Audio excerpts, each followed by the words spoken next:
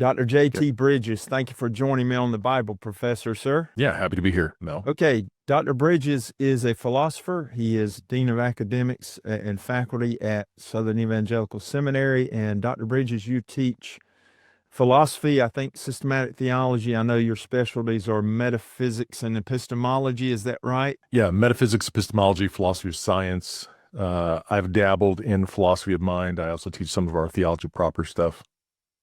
Okay, and real quickly, before I get going on 12 points, you recently published a book on philosophy of science, right? What's the title of that? I have it right here. It's called Beyond Origin, a post-Darwinian design theory.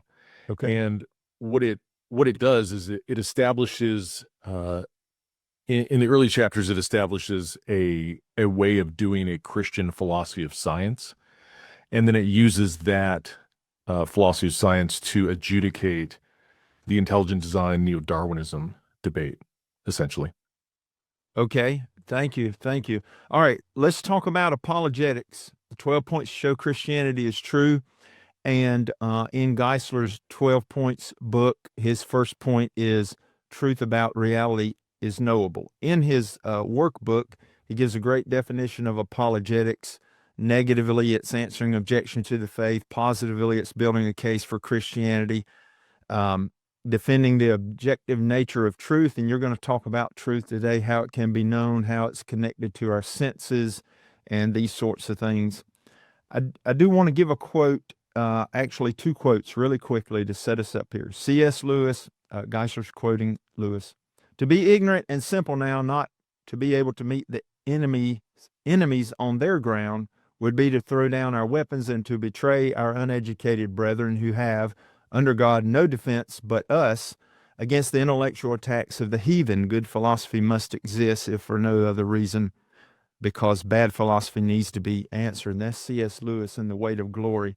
And I'm going to set you up to begin to let you talk, Dr. Bridges, with, and this will be uh, exciting for you. I'm going to quote a scholar that you quote from a lot, Gilson, in his The Philosophy of St. Thomas Aquinas, because a lot of my listeners are like, oh no, philosophy, no way. Well, I've already read you a good defense of the necessity of that from Lewis, but Gilson says, almost all men live and die without worrying about philosophy, and yet use all their lives, their faculties of knowing, without ever dreaming of being astonished at doing so.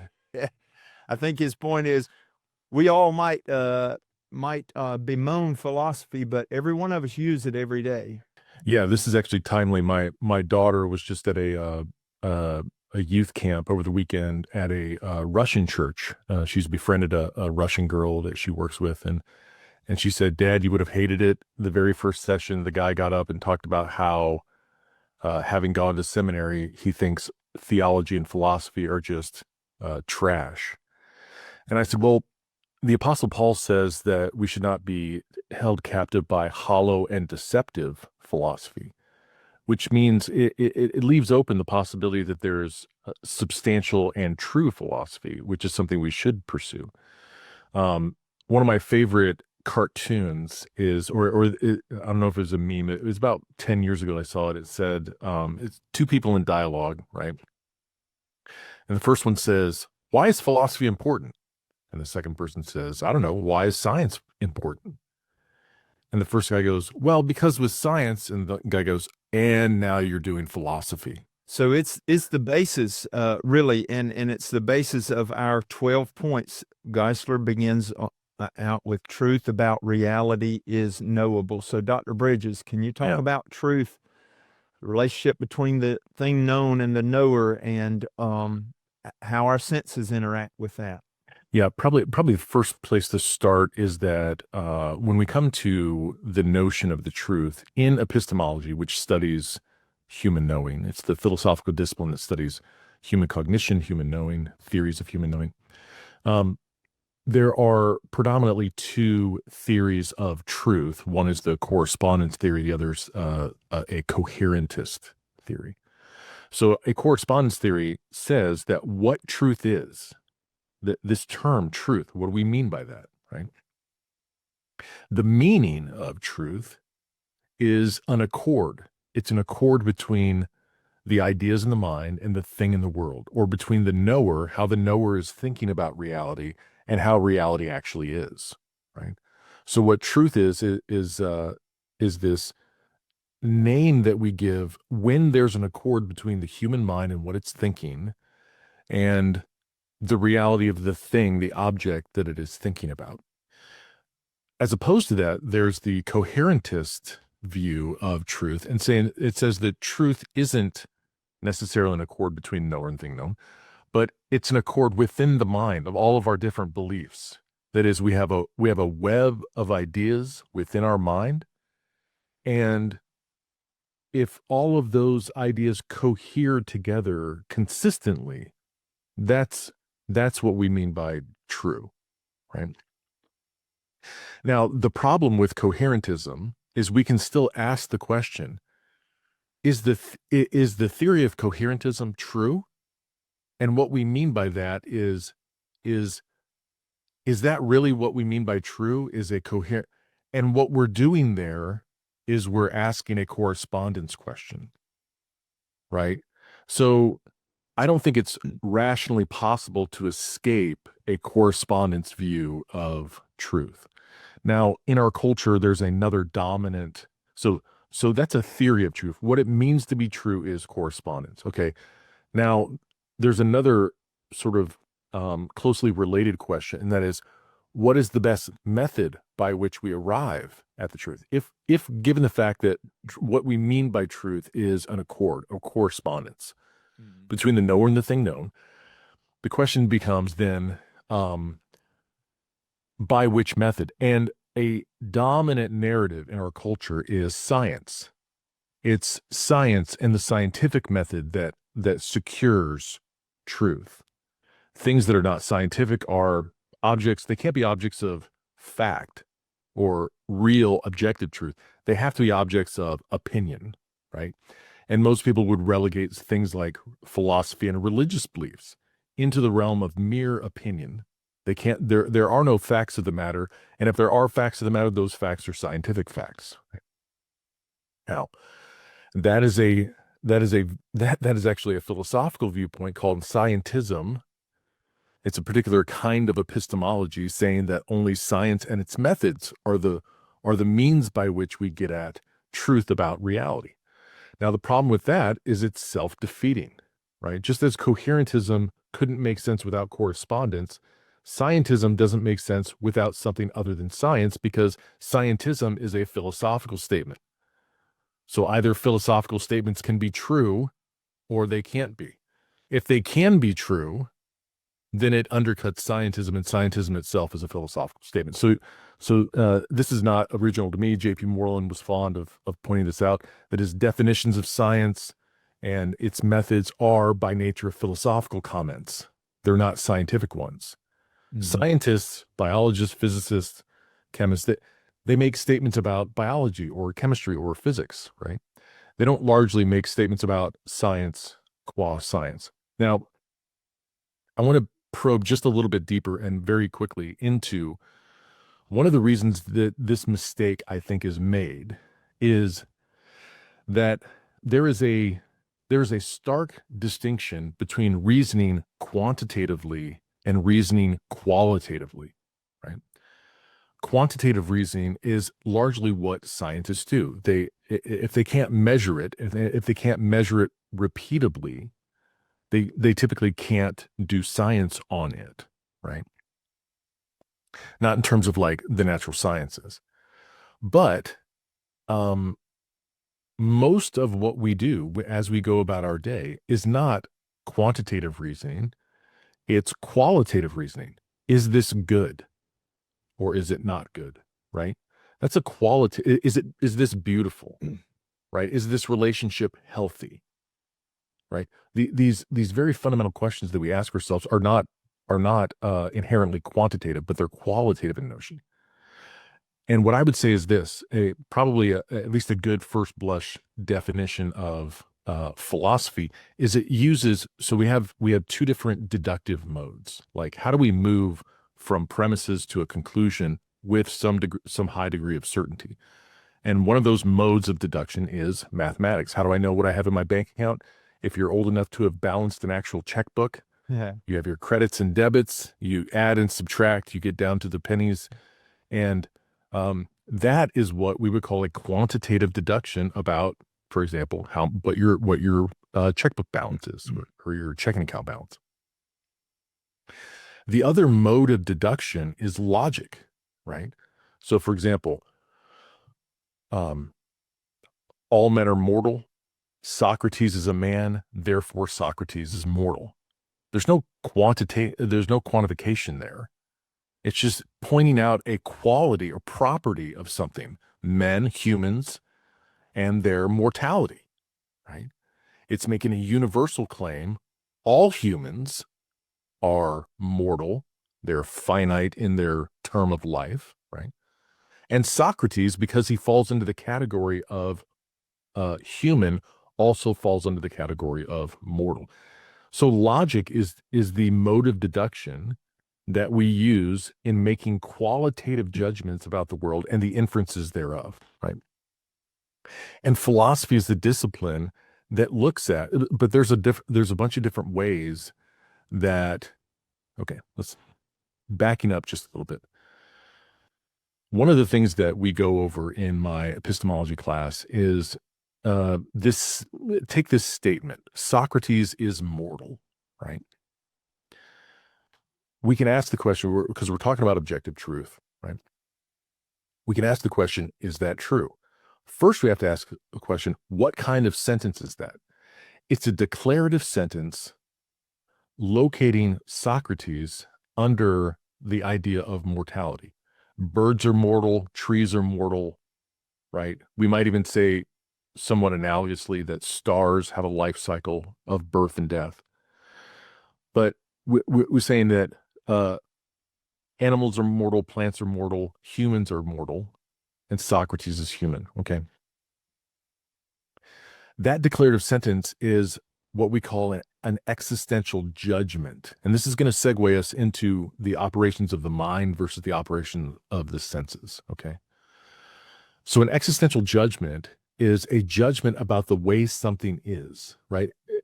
We can have different kinds of existential judgments depending on what the subject and the terms relationship are. So if I said Dr. Mel Winstead is human, right? That existential judgment is actually a judgment based on aiming at the kind of substance you are, right? It's identifying Dr. Mel Winstead with a particular kind of substance, namely a human. If I said the age-old children's sentence, the cat is on the mat, right? I'm making an existential judgment about something accidental to the cat, not substantial or essential, like Mel is human, but something accidental, where the cat is. The cat is on the mat. It could very easily have been on the bed or on the chest of drawers, right? So this is an existential judgment that's accidental to the cat's being, right? Or if I say something like, so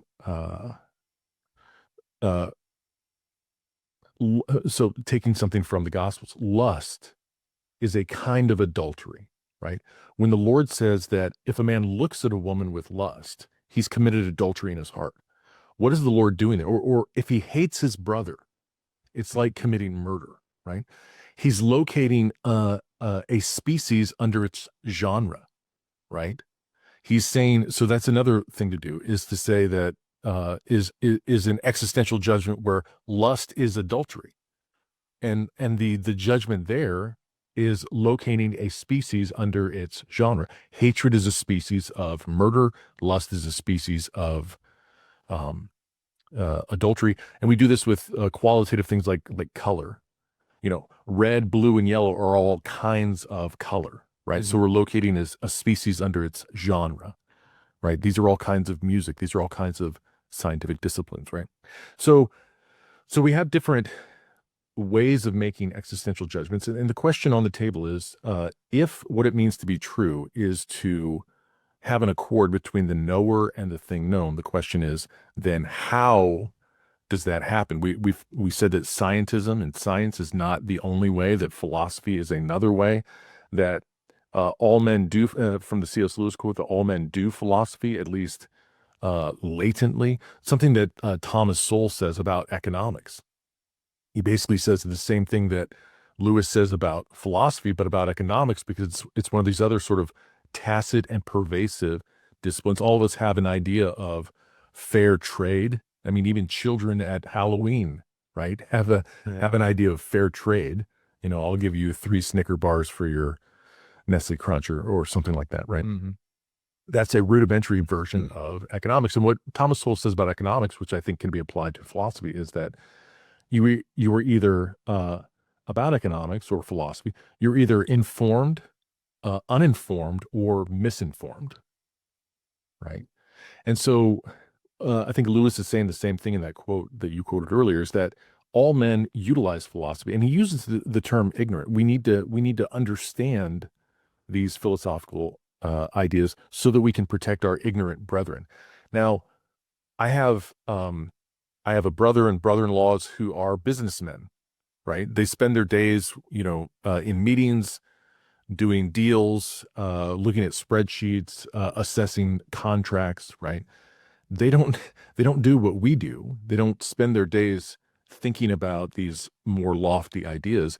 And they are the kinds of people, they're not unintelligent, right? They're not stupid. Right. They're just ignorant of these kinds of categories and the pervasiveness thereof, because they're focused on other things, right? The same thing, we could say the same thing with, school teachers or social workers or policemen, right? They're focused on other things.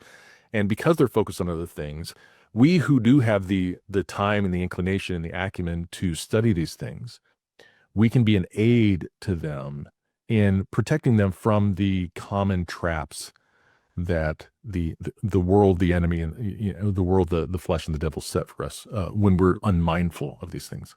Right. So let me interrupt a moment, Dr. Bridges. So far, I'm looking at major categories. If I were writing out notes as you spoke, my point number 1 would be, the question is, how do we know things, or how can things be known by us? Point number 1 is science. The second way is philosophy, which included under that would be a subpoint deduction, and under that would be math and logic. Yep. Have I outlined you correctly so far? Or not really? I think that's right. I've attended. And there are more ways to know. Yeah, that's right. So the a basic distinction between quantitative and qualitative reality. So there are quantitative and qualitative realities, and philosophy typically uses logic as a deductive mode for understanding these qualitative aspects of reality in their fundamental categories. Okay. So causation, time, truth, goodness, knowledge, right?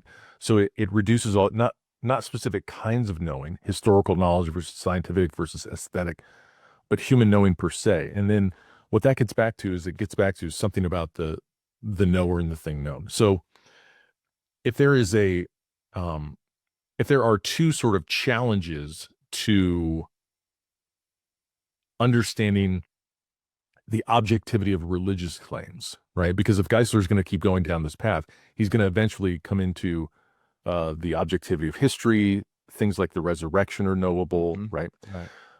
So two challenges that we've already dealt with. One, and that is scientism, that religious beliefs have to be relegated to the realm of the subjective, right? And we saw that is actually it's number 1 a philosophical statement, number 2 it's self-defeating, so that doesn't work. But the second thing, and this is probably more specifically an epistemological task, is that answering the skeptic, right? And typically what we mean by skepticism is more specifically sense skepticism, that what our senses tell us about the world isn't necessarily the way the world is. It leads to false perceptions. And so this is the kind of the heritage that we get from somebody like a René Descartes, and it's picked up by somebody like a David Hume and his brand of skepticism. And then Hume is still influential today in terms of the kind of subjectivism and sense skepticism that we're faced with. So scientism on the one hand, and then skepticism on the other, in terms of our senses can deceive us, right? That sort of montage. What I would say about this, I've got a nice little book here called The Philosophy of Human Knowing, written back in the 1950s. And since humans and their knowing hasn't changed much, I'll just refer to it. So the first thing is this Cartesian challenge of whether or not we can know the truth, or whether or not our senses are constantly lying to us, or that we're subject to misperception because of the limitations of the senses, or something like that. Now, I wear glasses, as you can see, and when I was getting ready, actually, for this morning, I set my glasses somewhere, and if anybody of you have compromised vision, you know this, that one of the worst things is losing track of where you set your glasses down, because it's your glasses that help you see.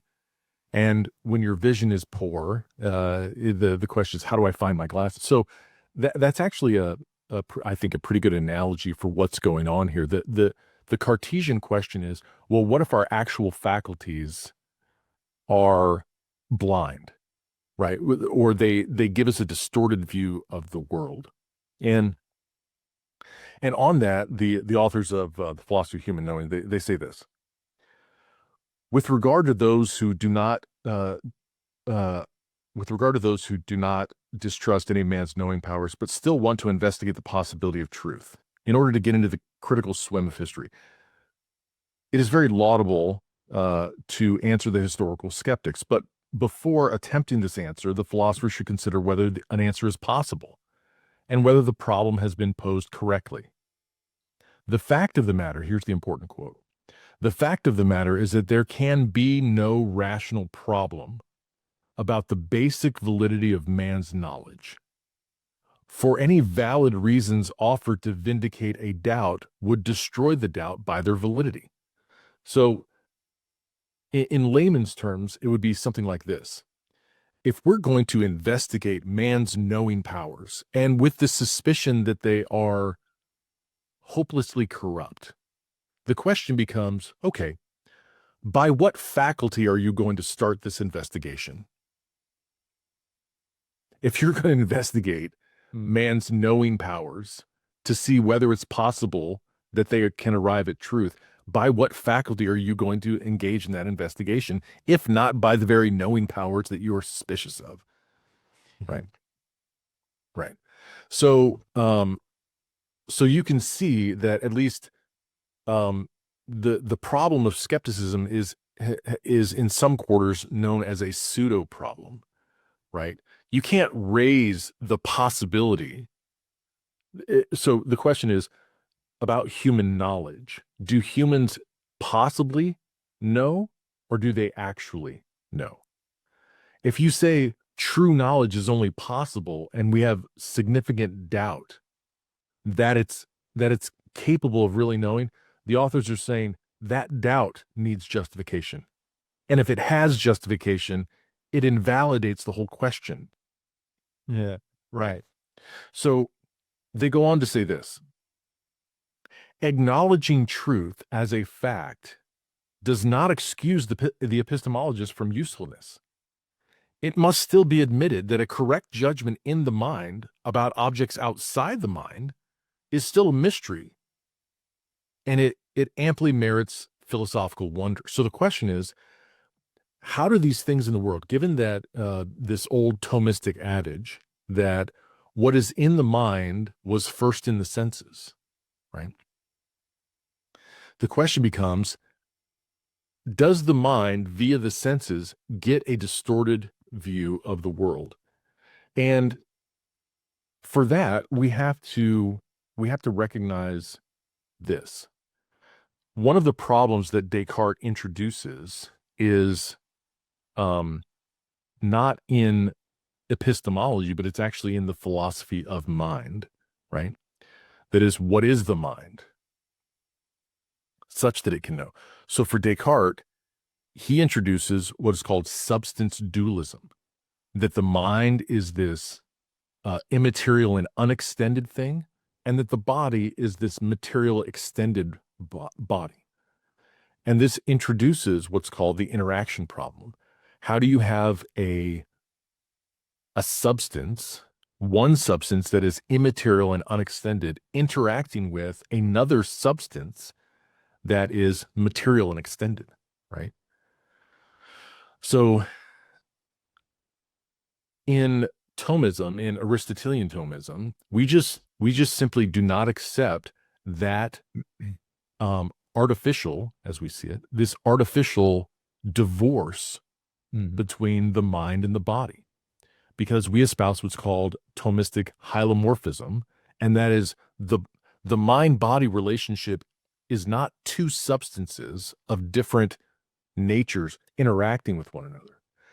It's one unified human subject that has two facets, a naturally immaterial facet, the mind and the will, and a naturally material facet, the body. So the soul, the human soul, is naturally immaterial, and the human body is naturally material. And it's their union that makes the human person one substance with two powers of knowing, the senses and the intellect. Now, one of the things that Frederick Wilhelmsen says in his introduction to Gilson's Thomistic Realism, the Critique of Knowledge, is he says this, that the mind interpenetrates the senses, right? So technically speaking, any object of knowledge, take my coffee mug, any object of knowledge met by the human knower, we have to say this, it's not specifically the intellect that knows. We can say the intellect knows things, we could say the senses know things, but that's technically not correct. What's actually true is that the human knows the object via the senses and the intellect simultaneously. The intellect, as it were, looks out through the senses and picks out naturally intelligible aspects of those things. So one of the things we talked about earlier, Mel, is when I will explain this to students in a live conversation, I'll say, okay, James, look out your window and tell me what you see, right? And inevitably he'll say, well, I see my neighbor's car parked across the street. I see a tree in my front yard. I go, okay, stop. You know what you didn't tell me? You didn't tell me I just see my window. Because the truth is, because the window is transparent, you actually look out through the window and you see objects outside of your house, right? That's the way the intellect is in the human knower. The senses give us access to a world outside of our mind, but the mind is there in the unified single human knower, looking out through the senses, through the eyes it sees, through the hands it feels, through the ear it hears, right? So I have a question, but well, I have a question about the senses, but I want to jump back to the hylomorphism thing for a moment, and then we'll toggle back, and I know you can do that better than I can, the toggling back and forth. So the hylomorphism, the immaterial and the material operate in tandem and never apart. Yeah. Until death, though. Is that correct? Yeah. And also, though, on the other end of things, then at conception, the two are created at the same time, yes? Yes. Yeah. So, and if that's the case, then reincarnation is definitely impossible, because that mind could not have been existing without this current body. Right. Yeah. So for Aristotle and Aquinas following him, the adage is this: the rational soul is the form of the body. Right. So think of matter as just you can't have what's called undesignated matter. Matter has to be informed in some way, and that form for the human is the substantial form. The rational form is the soul of the body. So Okay. It's the substantial form that causes humans to be differentiated into their specific material kind.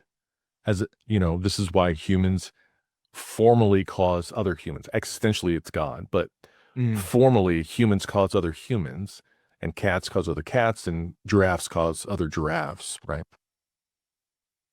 Now, I will say this.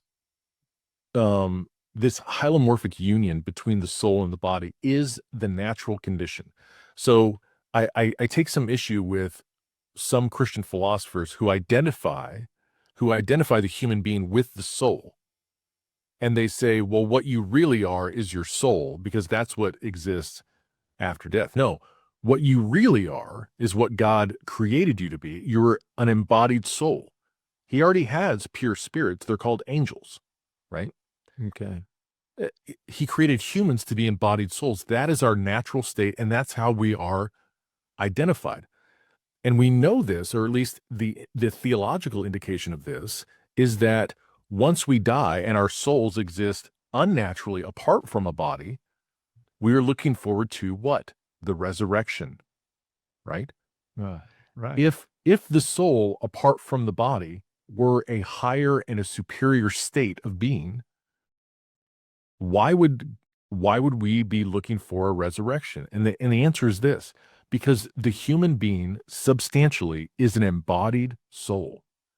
God is not going to let us live everlastingly in an unnatural, disembodied state. Okay. But he's going to bring, the righteous will be raised to life, and the wicked will be raised to judgment. But there is a resurrection where the soul body is reunited. Right. Okay. That's a great extended explanation that brought us back to the Bible there and the great point of the resurrection. Thank you. Now, let me toggle back to the issue of the senses in your illustration of looking through the window and seeing Yeah. whatever. But what about our senses? Can our senses lie to us? Yeah. So this is where I located. Remember, we talked about Socrates is mortal. I said that truth is a matter of existential judgment, right? And there's a great quote by Gilson. I think it's on page 199 of his critique, Thomas Reals and the Critique of Knowledge. He says this. He says the senses bear messages that they themselves do not read, right? So the senses don't judge truth. Existential judgment is a function of the mind, which is an aspect of the soul. My senses tell me, my senses give me all the information that the cat is on the mat, but it's my intellect that makes the judgment. There's my cat, she's on the mat. The senses don't make judgments. They just sense the world around us. It's the intellect that makes existential judgments about what is or is not the case. And because what we said truth is an accord between the mind and the world, the senses just give us the world. They're not the mind. The mind judges what the senses give us. Now, let me say this, because it goes back to skepticism, because, well, don't the senses lie? Can the senses lie to us? And the answer is no, the senses can't lie to us. But referring back to my philosophy of human knowing, the truth is this. Hassett, Mitchell, and Monin, the authors say, the senses are, and this was so clarifying for me, the senses are material faculties, and consequently, their operation is conditioned by many material factors. Sensation is relational in character. The senses are subject to various physical laws, right? So something that's white may look red under certain conditions. Something that is actually colored white, a shirt or whatever, it may look red because it's a material object under a variety of material conditions. The senses can be conditioned by man's overall physiological status, right? So if somebody has taken a psychedelic, or they're drunk, or they're really sick in the hospital and or they're really exhausted and they're tired, their physical condition can change the way they perceive things about the world. And finally, since man is a composite, that's the word, is not two substances, but a composite of one, Mhm. a composed one substance. Since man is a composite of soul and body, the interaction between these two principles have a profound influence on normal perception. So there was a TV show that I watched years ago called Brain Games, and there was a particular episode where they had a person. They were on a college campus. They had a person stand back about 20 feet from these two um, trapezoids, and the two trapezoids. The one on top looked a lighter shade of gray than the one on bottom, right? Just clearly, distinctively lighter on top than on bottom. But when you get up close, you can see that they're actually the same. They're the exact same shade, right? So there was something about the nature of the trapezoids in relation to one another that tricked the eye as you move further back, that tricked the eye into perceiving a distinction in the shades, right? Now, the conclusion from the Brain Games guys was this sort of semi-skeptical conclusion. Do you see how the senses can be fooled into misperceiving things under different conditions? Mm-hmm. Okay. So that's typically where the conversation ends. And this is where our ignorant brothers can be trapped, as Lewis says. Right. But the philosopher, who is aware of these traps, will ask this question: how do you know that the two shades of gray are the same up close, but are perceived differently from afar? How do you know that? And the answer is more sense data. So your conclusion that the senses can cause misperception under various conditions, that judgment itself is based on a more comprehensive set of sense perceptions. So when we say, well, the stick looks bent in water, Mm-hmm. but it's not actually bent, what we're doing is we're saying the intellect, because it has access to other justifying, correcting reasons, the intellect can make judgments that correct for distortions from perception. Why don't we just all believe that the stick is actually bent? Because we have two different knowing faculties, and regardless of what my senses are giving me, my intellect knows, informed by science, that light, as it crosses from a thinner medium to a denser medium, it changes the way light moves, and it affects the way I perceive things. Or I just pull the stick out of the water and see that it's not actually bent in reality.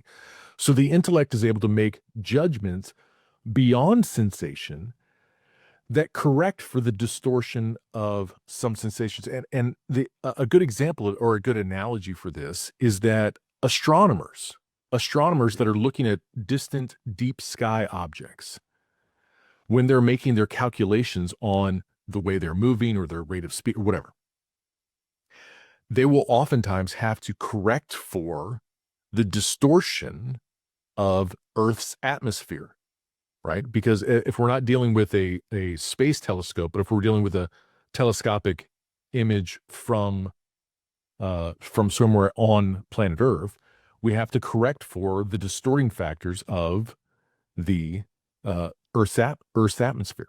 Mm-hmm. Well, the intellect does something similar to the senses. Based on more sense data, right? It can correct for misperceptions from the senses. Okay. So two things.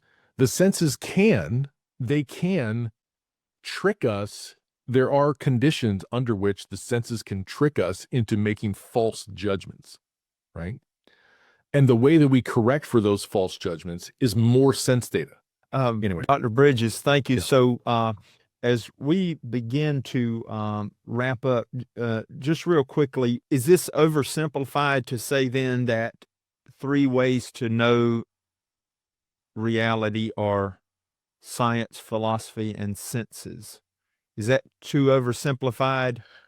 Yeah. So I think there's a category mistake in there, and it's Okay. this.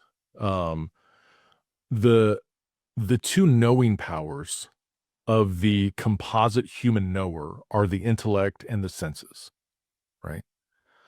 And because of that, um, so the intellect and the senses give us different, different. The senses give us access to the world outside the mind. The mind makes existential judgments and then catalogs things, memory, whatever. Scientists, artists, filmmakers, they're all humans. So the scientist is going to use his senses and his intellect along with fairly high level technical instrumentation to do science, right? The scientist could not do science without senses and intellect functioning simultaneously, right? The filmmaker could not make films without the senses and the intellect functioning simultaneously on, right? Make sure that the footage is right for the script or whatever. Mm-hmm. So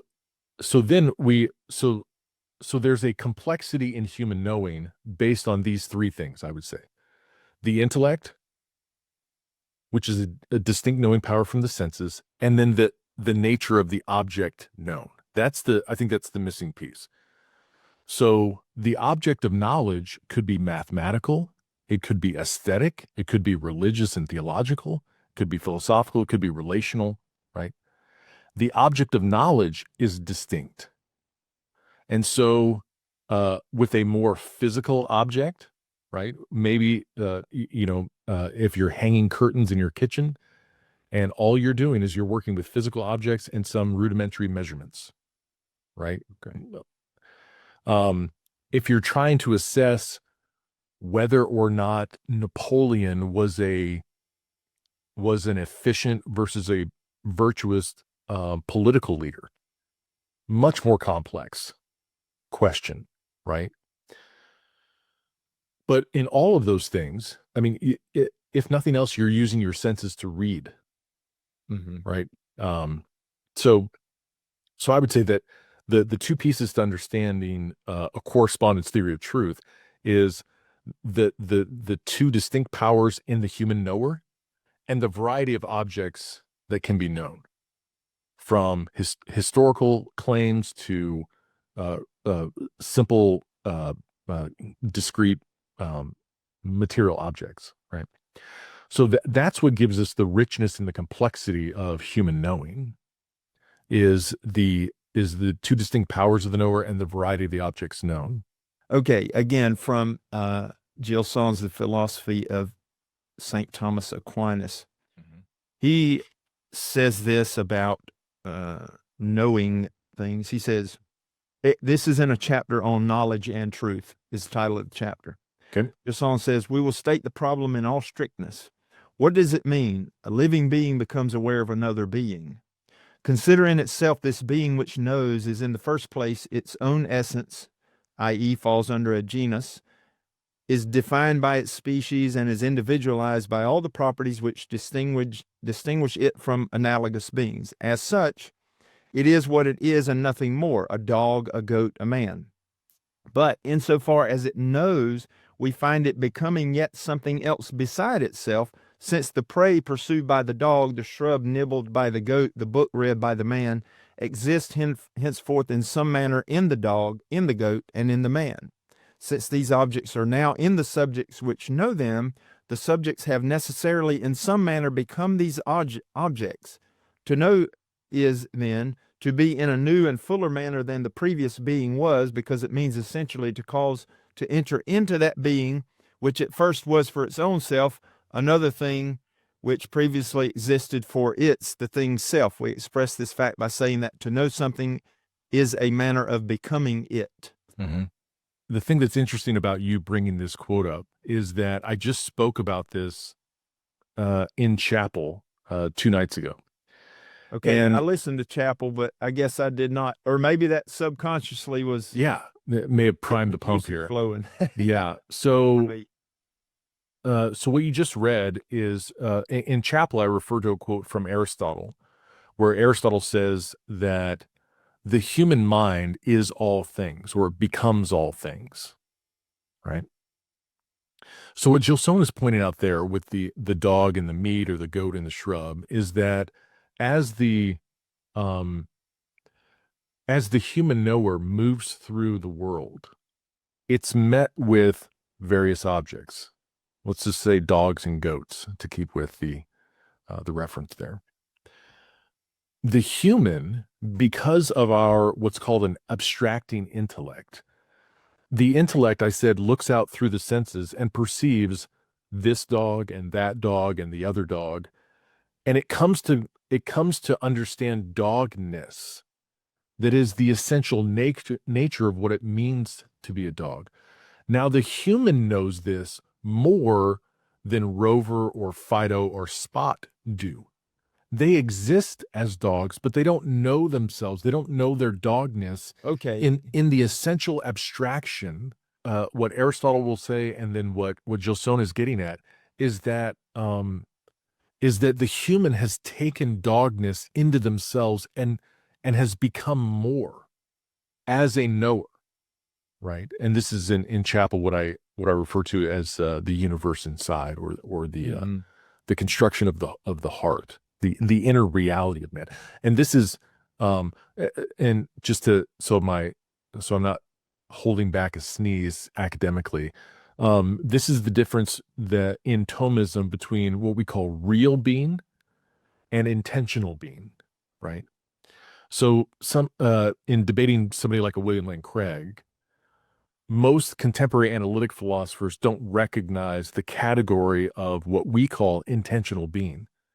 They say that something either exists or it doesn't exist. And what we say is, no, there's substantial existence, which is solely God, who is existence itself, right? This is the I am that I am in Exodus, or the ipsum esse subsistens from Aquinas, that God is the totality of the act of being substantially, right? So Aquinas gets at it in a metaphysical analysis, but it points back to what Moses says in Exodus, that God is existence itself. So there's substantial being, there's real being, there's the universe of things that God causes to be outside of us, the dog and the goat and the camel, right? And then there's the way in which the human knower is able to cause these things to exist in himself, either conceptually or through imagination or whatever. And those things are called intentional being, right? They have a kind of existence, but it's a different kind of existence. And this is how we can make up things like hobbits, fictional beings, right? And so that's what Gilson is getting at. He's getting at technically intentional being, how these things in the world come to exist in the mind of the knower. Okay, we've been joined today by Dr. J.T. Bridges, academic dean and philosopher at Southern Evangelical Seminary. I really appreciate your time. Can we bring this back full circle to our first point of the 12 points that show Christianity is true? Truth about reality is knowable. How does that statement coincide with your lecture here, your discussion? It was more of a lecture, and I appreciate you informing us of these things, but you talked about science, philosophy, senses. How do these impact truth about reality is knowable? Yeah, so the way I would sum things up is this. What we mean by truth is an accord. It's a correspondence between the knower and the reality of the thing known, right? So the thing known, the way it exists in the world, becomes the standard by which our ideas are measured. We can't just think about reality however we want and say that it's true. Mm-hmm. If it is true, what we mean by true is that my mind, the things in my mind, the ideas in my mind correspond with the way the reality of the actual thing. And then we said there are challenges to that. Coherentism is a challenge to that fails because it reduces to correspondence. Scientism is a challenge in that it would make science and science alone the sole bearer of truth. And we said that was false because of his self-refuting. It's actually a philosophical statement, right? Mm-hmm. We said that one of the big challenges to human knowing, the objectivity of human knowing, is historical skepticism.